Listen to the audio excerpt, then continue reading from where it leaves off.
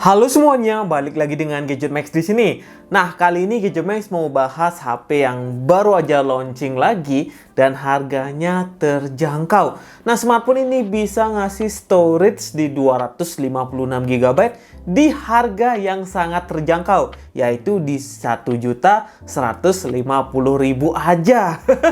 Murah banget ya. Ini paling murah ketimbang Itel S23 Plus kemarin yang udah launching ya, harganya 1,6 juta rupiah. Ini kalian bisa beli dengan harga cuma 1.150.000. Ini termasuk HP dengan storage terbesar termurah se-Indonesia. Nah, kalian pasti penasaran nih dengan unit ini. Langsung aja nih saya pindahin kamera ke atas buat unboxing. Oke, kita sudah di meja unboxing. Mari kita unboxing unitnya ini. Sekarang HP itu pada murah-murah ya. Storage dengan ukuran 256 GB dapatnya cuma 1,1 juta. Gila banget ya sekarang ya, nggak perlu beli HP mahal-mahal, yang murah aja udah gila. Kalau dulu kan 256 GB kita harus merogoh kocek hingga 3 juta, bahkan ada sampai 10 juta ya. Ini apa nih bang? Ya seperti biasa, Itel. Ini adalah Itel A70 versi terbaru, yaitu dengan storage storage yang besar banget, 256 GB. RAM-nya ya 4 GB masih ya, belum nambah ya. Tapi kalau dengan virtual RAM jadinya ya 12 GB. Tapi ini gila banget ya, 1.150.000. Ini ada bonus juga seperti biasa, ada power bank, ada headset, terus ada ya lain-lain banyak banget. Nanti dikirimnya random gitu. Harganya 1.150.000. Wow, mantap banget. 256 GB. Ini untuk selling point-nya sih hampir sama semua ya, mulai dari layar, kamera, baterai, kemudian prosesornya, side fingerprint, dan face unlock, terus ada upgrade OS sampai 13 itu masih sama, nggak ada yang berubah sama sekali. Yang berubah adalah di bagian storage-nya. Kita coba cek lebih detail ntar ya. Kita ketek dulu nih. Tapi sini emang gila banget Itel ya. Yang lain pada diem, ya. Ini udah berubah ya, baru aja launching kemarin 128 GB, udah penjualan tertinggi banget, udah trending juga dibahas sama David Gadgetin. Sekarang ngeluarin produk baru lagi, 256 GB. Nih ya, kalau kemarin itu yang saya bahas warna biru ya, kalau ini kita dapat warna yang terbaru. Di warnanya itu lebih eye-catching deh, kita langsung aja kletek. Embel-embel 256 GB ini biasanya kalian harus beli HP flagship. Sekarang dengan HP sejutaan aja udah dapet storage yang besar kayak gini, 256 GB. Beli iPhone pun kalian dapat hanya storage ya 16 GB ya harga segini, atau 32 GB ya. Ini 256 GB. Kalian nyimpen foto anak kalian kalau udah punya anak ya, itu bisa sampai TK ya. Mungkin sampai SD pun bisa 256 GB. Nih. Tampilannya menarik banget bagian belakangnya ya.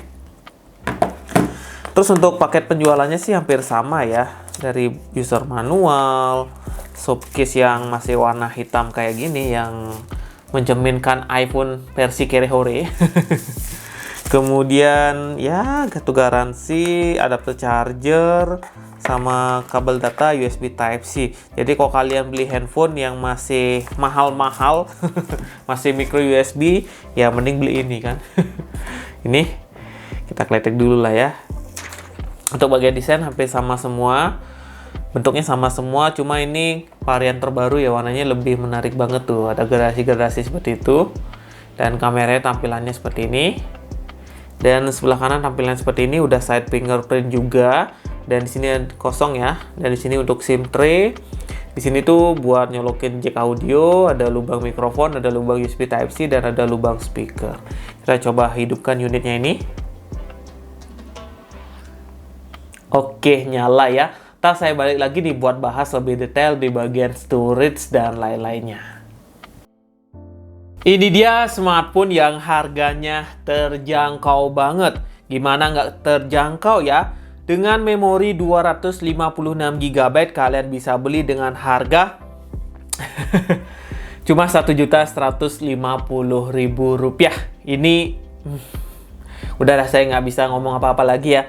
Harga paling terjangkau cuma 256 GB, harganya 1.150.000 aja.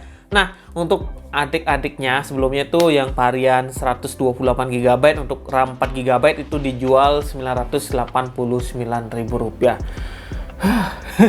Murah banget cuy. Nah, kita bandingin untuk desain. Nah, untuk pertama saya kan bahas yang ini ya, yang varian 128 GB. Dari desain pun ini beda lah. Ini desainnya tuh bisa dilihat ada garis-garis gitu. Dan ini sih meninggalkan sidik jari ya, tapi nggak begitu kelihatan karena warnanya gold ya, tuh. Ini dia kayak kaca-kaca gitu bahannya, tapi bukan kaca ya, ini plastik, tapi kayak mengkilat-mengkilat gitu, tuh. Nah, kalau yang sebelumnya saya bahas ini lebih kedap, jadi kalau sidik jari ini nggak begitu kelihatan. Cuma kalau mewah sih ini ya, lebih mewah kelihatannya gold dengan aksen garis-garis seperti ini. Tapi kalau dipakein softcase sih nggak kelihatan karena softcase-nya warna hitam. Gitu. Nah, desain sih sama aja ya. Cuma ya emang dari ya ini vektor-vektornya beda gitu ya. Finishingnya beda lah. Kalau kalian seneng glossy bisa ini, kalau yang nggak glossy ini. Oke lah, kita lanjut nih bahas lainnya. Untuk harga udah. Kita bahas ke performa. Untuk performa hampir sama aja ya, nggak ada yang di tune up lagi. Untuk performa sama aja.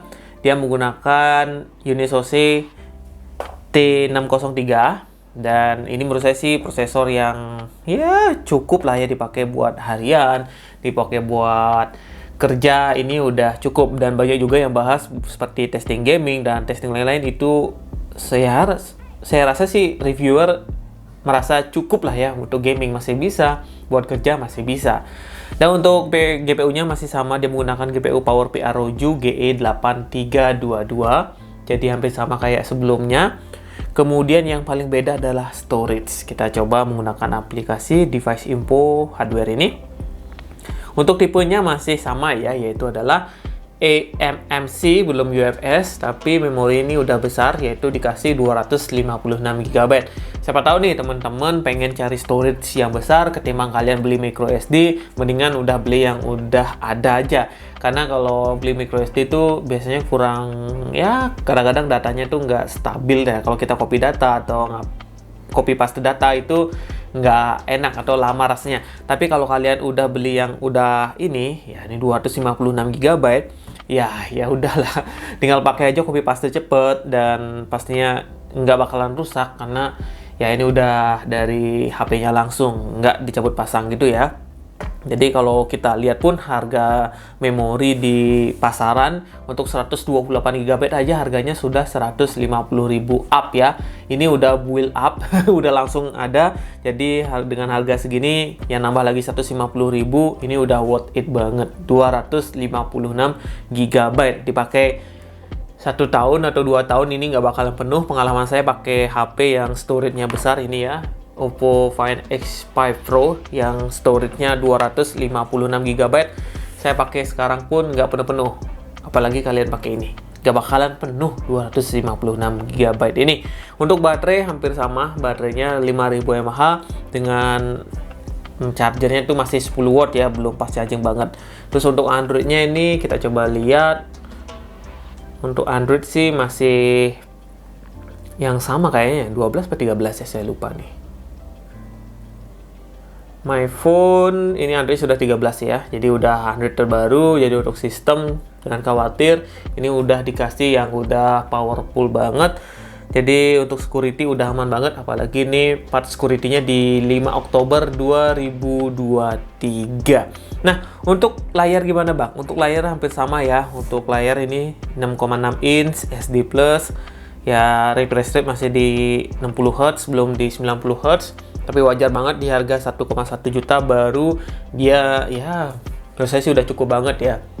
Kalau saya bandingin sama smartphone lain yang launching, nggak ada yang bisa ngasih storage 256 GB. Itu ya jadi selling point yang gila banget ya.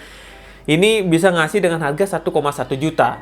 Kan gila banget lah ya. Kita lihat brand lain aja paling mentok kita dapat 64 GB. Ini sudah bisa ngasih di 256 GB. Udah kayak HP flagship ya. Dan untuk kamera hampir sama aja ya. Untuk kamera ini dia bisa ngasih kamera. Saya lihat belum lihat multi touch-nya. Kita coba multi touch-nya ya, saya lupa deh. Kita bahas layar dulu ya. Nih, untuk layarnya masih 5 sentuhan aja ya, belum ada perubahan sama sekali juga. Kita coba real drum.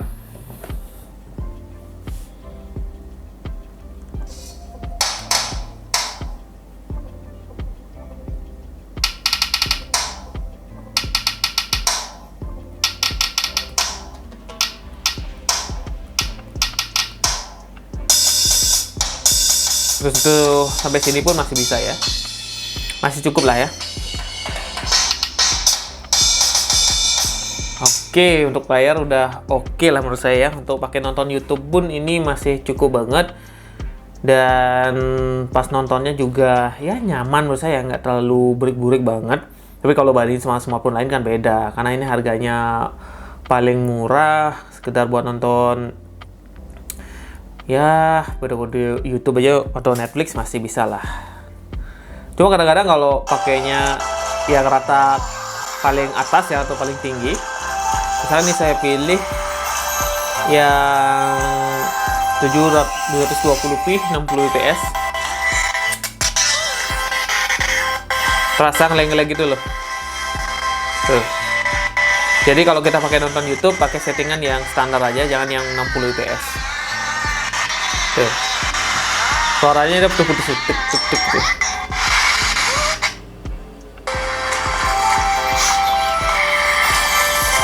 Jadi kalau pakai nonton YouTube, pakai settingan yang jangan rata kanan lah ya. Nah, suaranya udah terbata-bata gitu.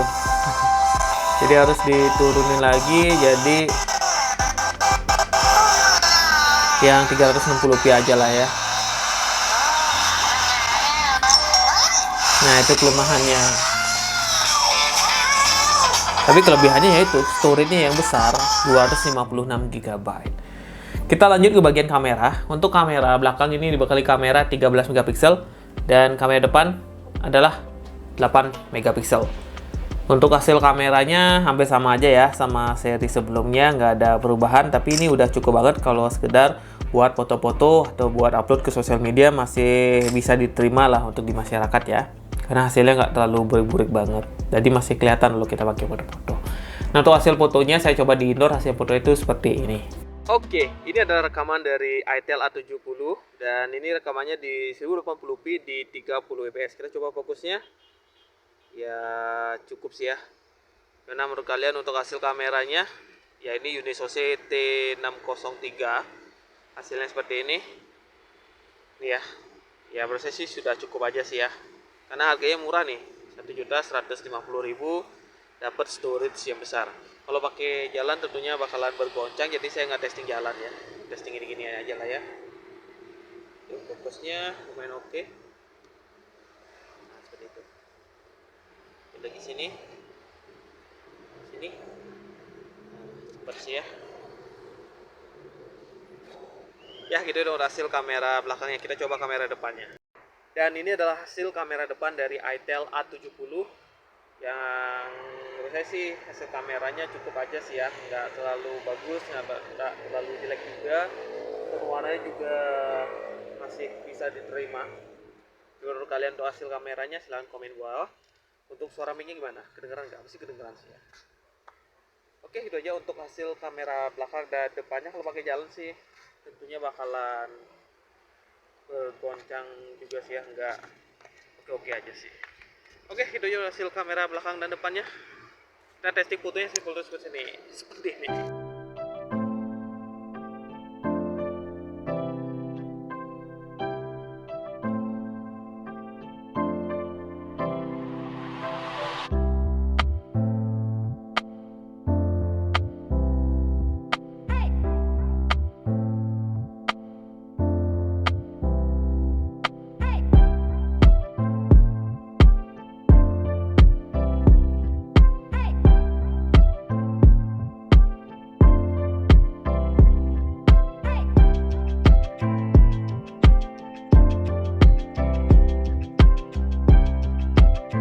Nah, itu dia hasil fotonya, ya lumayan sih ya. Kita lanjut ke bagian fitur-fitur dari smartphone ini. Pertama kita bahas dari security-nya. Untuk security, smartphone ini udah dilengkapi 2 security, yaitu Side Fingerprint sama Face Unlock. Kalian tinggal aktifkan aja.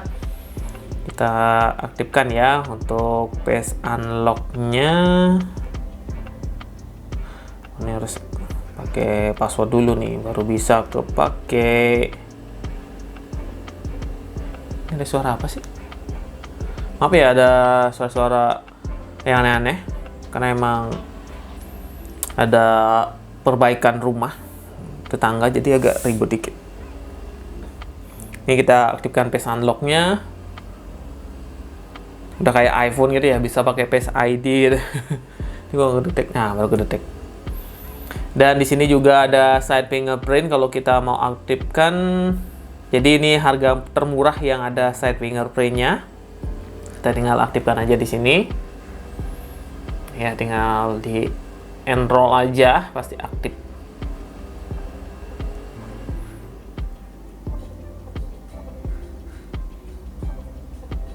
Ini ya seperti ini. Finish. Kita coba Face Unlock-nya dulu. Nah, dan di sini itu ada dynamic bar gitu ya. Jadi menarik banget. Tuh. Kemudian kita coba Side Fingerprint-nya. Nih, cepet ya. Tuh. Cepet. Mantap ya. Di harga cuma 1,1.150.000 sudah sekomplit itu. Kita coba lihat sensor-sensornya dari smartphone ini.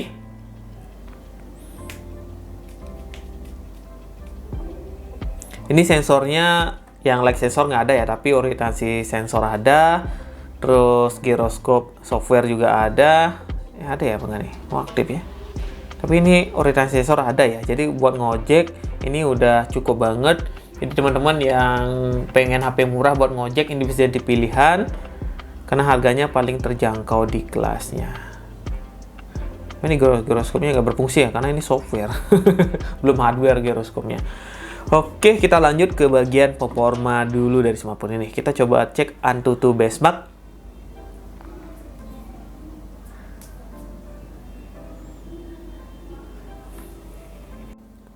Nah, untuk skor AnTuTu-nya dapat skor di 155.000 ya, dengan skor CPU dapat di 52.000, kemudian GPU dapat 18.000, memori dapat 52.000, dan UX dapat 31.000 aja. Kemudian saya juga coba GPU benchmark buat lihat skor dari GPU-nya sebelum testing gaming. Nah, ini dapat skor di 364.000 ya. Kita coba langsung testing gaming, yaitu adalah game PUBG Mobile sama Mobile Legends ya. Untuk Genshin Impact sih ya enggak ya, karena ini speknya enggak spek gaming banget, tapi ya untuk gaming masih bisa lah ya. Kita coba testing game PUBG Mobile. Nah, game pertama kita testing adalah game PUBG Mobile. Ini settingannya sih standar aja ya, udah ada nembak aja. Terus speakernya cempreng ya, nggak terlalu oke nih. Nembak nih. Oh, udah atas sana. Oke. Lawan boot ya. Lawan asli sih udah mati saya. Terus settingan grafisnya standar aja, dapat settingan di smooth medium atau di balance medium. Nggak bisa sampai rata kanan lah ya. Kita coba pakai settingan ini aja lah ya. Nah, nggak bisa dipencet. Ya, kalau main game PUBG emang maksakan banget sih ya. Kalau game Mobile Legends baru enak lah ya.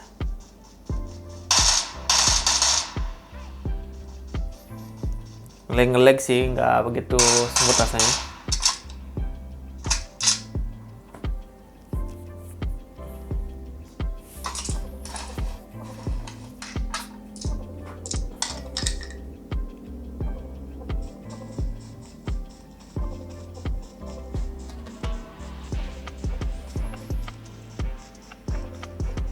Menurut kalian gimana sih main game di smartphone ini? Apakah enak apa enggak? Kalau saya sih rasanya kurang nyaman aja sih ya. Ini gara-gara prosesornya sih ya. Kalau dikasih Unisoc Tiger T606, mantep banget nih. Tapi sekedar main game gini aja masih bisa.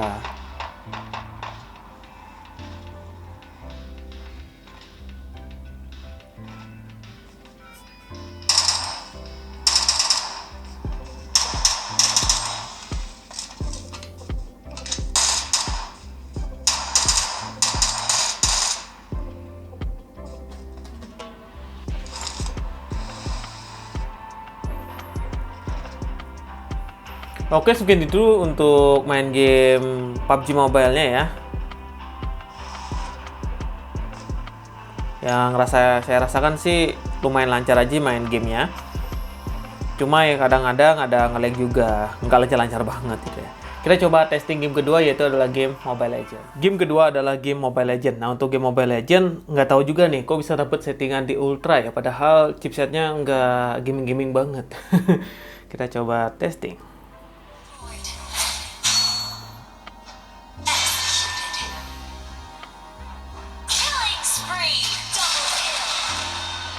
Kalau game Mobile Legends sih pasti lancar aja ya. Kalau game PUBG Mobile tadi kelihatan ngelag-ngelag gitu. Kalau ini lancar.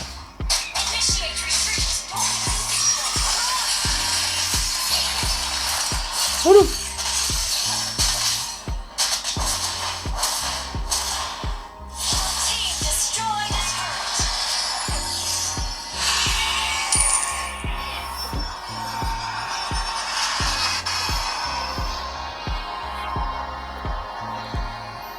You cannot bear my wrath. An enemy has been slain.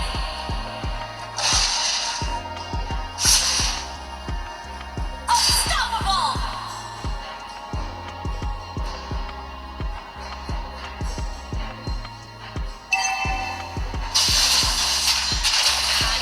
You have slain an enemy.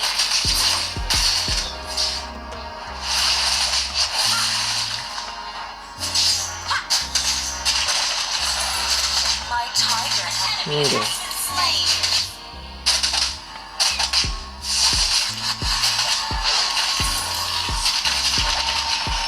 Our turret is under attack. Chase me.